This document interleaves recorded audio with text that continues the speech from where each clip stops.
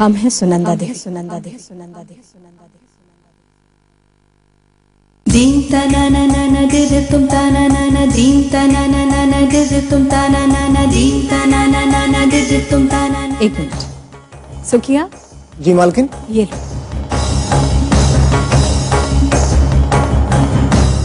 अब कहो। जी जी जी वो मैं काम के लिए आई हूँ। इसके लिए तुम्हें मुरली काका से मिलना हो। वैसे गंगा के जाने के बाद हम किसी और के लिए ढूंढ ही रहे थे घर का काम संभालने। तुम एक काम करो, तुम पीछे के रास्ते से जाकर उनसे मिलो, ठीक है? जी जी जी मैं आपसे ही मिलने आई थी। अच्छा, तुम्हें पैसों की जरूरत है? फिर तुम्हें कुछ और चाहिए है? बोलो, क्या चाहिए? नहीं। ये क्या है? हाँ, ये मेरी आई सुमन ने आपके लिए चिट्ठी भेजी और इस चिट्ठी के साथ मुझे आपके पास भेजा।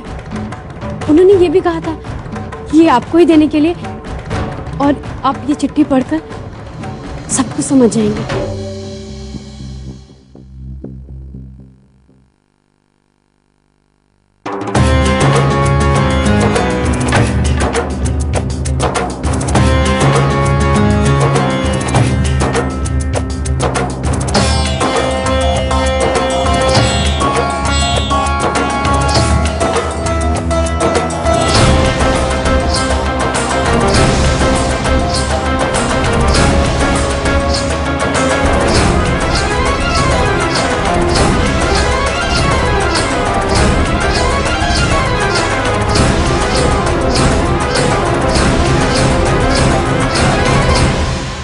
सुनंदा देवी, मैं सुमन देवगढ़ गांव से लिख रही हूँ। कुछ साल पहले आपके साथ कुछ हुआ था और आपने मेरी माँ कमला देवी से मदद ली थी। मेरी माँ ने आपको सहारा दिया था।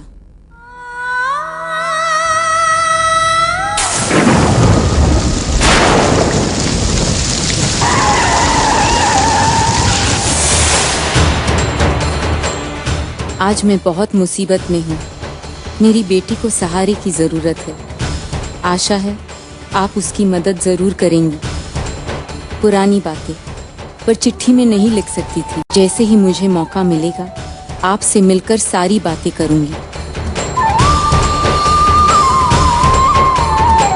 आशा है आप मुझे निराश नहीं करेंगी, क्योंकि मैं जानती हूँ आप भी एक माँ हैं। सुमन।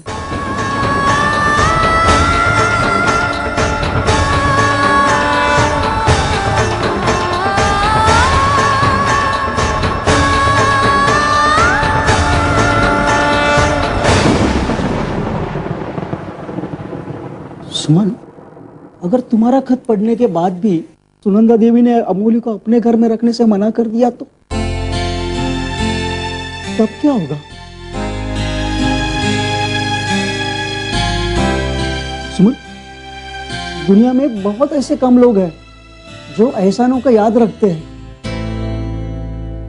और सही समय आने पर उन्हें चुकाने की हिम्मत भी रखते हैं।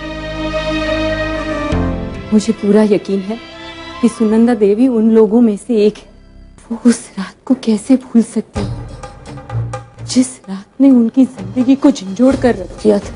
नहीं, पर ऐसा नहीं हुआ तो कहाँ जाएगी हमारी बेटी? कहाँ रहेगी? क्या करेगी? नया शहर, नए लोग, फिर ना जाने किसी ने उसके अकेलेपन का फायदा उठाकर। कुछ नहीं होगा अमोली को। सुनंदा देवी उसे आसरा जरूर दे। वो अच्छी है, बहुत अच्छी है। वो दूसरों का दर्द समझती है। और सच कहूं, अगर हमारा उस पर एहसान नहीं भी होता ना, फिर भी वो अमोली की मदद करती। ईश्वर करे ऐसा ही हो, तेरी बात सच निकले। लेकिन सुमन, आज तक नसीब ने कभी भी हमारे अमोली का साथ नहीं दिया, लेकिन इस बार नसीब अमोली का साथ दे दे। बस इससे ज्यादा मैं और कुछ नहीं चाहता। लेकिन तू सिर्फ इस बात का है,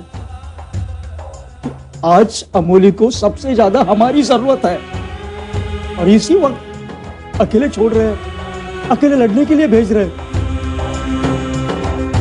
बस इस बात को सोच सोचकर मैं घबरा जाता हूं। मन तो मेरा भी घबरा रहा है,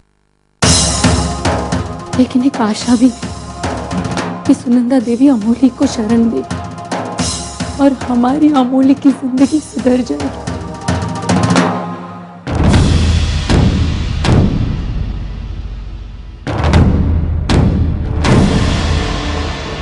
आओ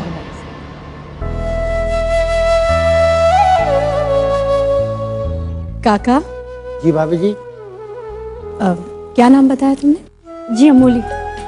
हाँ, अमोली के रहने का बंदोबस्त कर दीजिए। या एक मिनट, इसे गंगा के कमरे में ले जाइए। वो गांव गई है ना, तब तक ये वहां रह सकती है। ठीक है, आओ।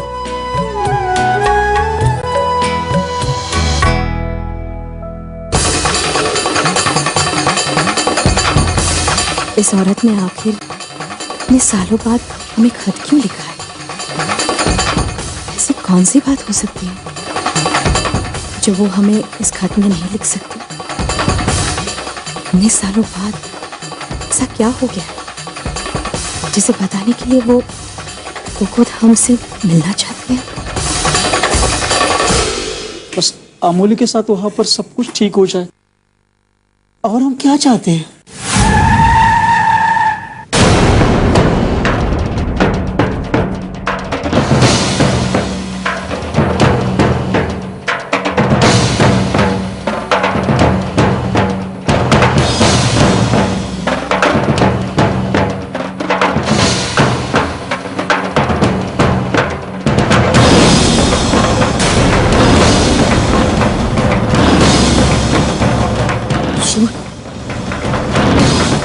ठाकुर आ गया। उसे तो आना ही था।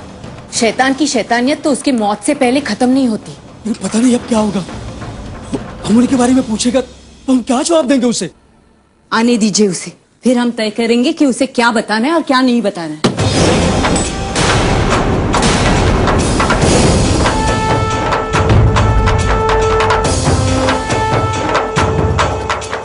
अमोली कहाँ है? तूने कहाँ भेजा है उसे? नहीं मालूम। मैं उसे रेलवे स्टेशन पर देख कर आया हूं। बहुत कोशिश की मैंने उसे पकड़ने की, लेकिन पकड़ नहीं पाया।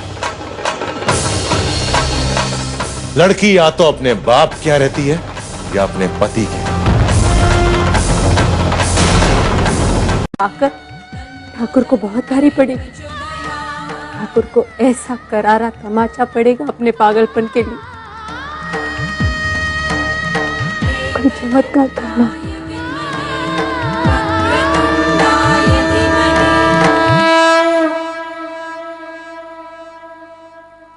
जी पूछिए ना, तुम्हारी माँ ने तुम्हें क्या क्या बताया था हमारे बारे में तुम्हें यहाँ भेजने से पहले?